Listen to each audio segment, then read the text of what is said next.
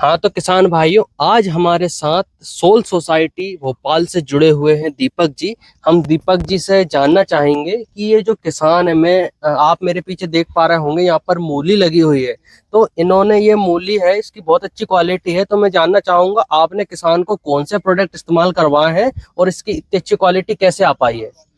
देखिए, अभी हम हैं भोपाल क्षेत्र के पास में सीहोर में, जिसमें हम 17 एकड़ में खेती करवा रहे हैं। और 17 एकड़ में हर एक खेत में जो है आपको अलग अलग फसल देखने को मिलेगी।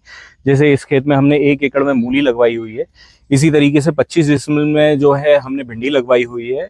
साथ में आधा एकड़ में बरबटी लगी हुई है, खीरा है, लौकी है। अलग अलग तरीके की फसलें आपको देखने को मिलेगी।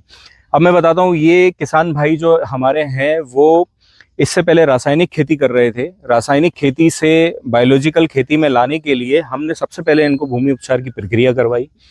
भूमि उपचार की प्रक्रिया में जो हमारा एक बेसल डोज तैयार होता है, जिसको मिला करके हम मिट्टी को तैयार करते हैं, उसमें हमारा एनर्जी ब्लाइंड होता है, गोवर्धन खनिज खाद होती है, सुरपाल होता है, माइकोराजा होता है और फफूंद भक्षक पाउडर होता है। इसका हम एक बेसल डोज तैयार करके पूरे खेत में बिखराव कर देते हैं। उसके बाद रोटर वेटर चला करके उसको मिट्टी में अच्छी तरीके से मिक्स करते हैं।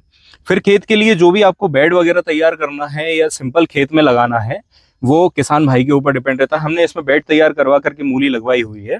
और मूली के बीज को जो है उपचारित करने के बाद में फिर बेड पर लगाया गया है। अब बीज उपचारित के लिए मैं आपको बता दूं कि हमने क्या किया था।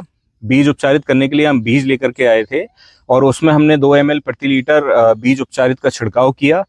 फिर प्रति किलो जो है 10 ग्राम नैनो महिराजा, 10 ग्राम फफूंद भक्षक पाउडर और 10 ग्राम सुरपाल, इन तीनों से कोटेड करके और उसको एक दिन धूप दिखा करके हमने खेत में लगा दिया था। आधे से ज्यादा काम हमारा यही हो जाता है। अच्छा। इसके बाद हमने ये 17 एकड़ के लिए बायोलॉजिकल बैग लगाया हुआ है, जिसको बायो फर्टिलाइजर बैग बोलते हैं। वो बैग भी लगाया हुआ है, उसका कल्चर भी हम निरंतर इसमें चला रहे हैं, जिससे कि फसल की आपको ग्रोथ देखने को मिलेगी। कुछ जो है हमारी भिंडी की फसल में थोड़ी बहुत कमी आई थी, जिसमें थ्रिप्स वगैरह की समस्या आई थी। तो थ्रिप्स के लिए और इल्ली के लिए हमने जो है जीरो थ्रिप्स अच्छा। और नैनो बजरंग बाण का इस्तेमाल किया। हाँ। अगर आप इसका सही मात्रा में सही समय पर अपनी फसल में इस्तेमाल करते हैं तो आपकी बीमारी वहीं के वहीं खत्म हो जाएगी। सबसे इम्पोर्टेंट चीज होती है बीमारी को पहचानना और उसका सही समय पर उपचार करना।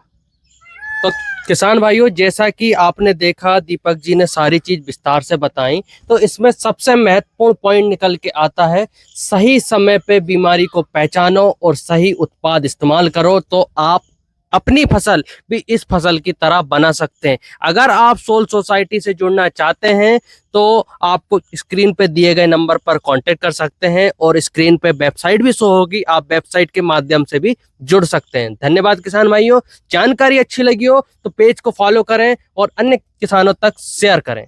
नमस्कार।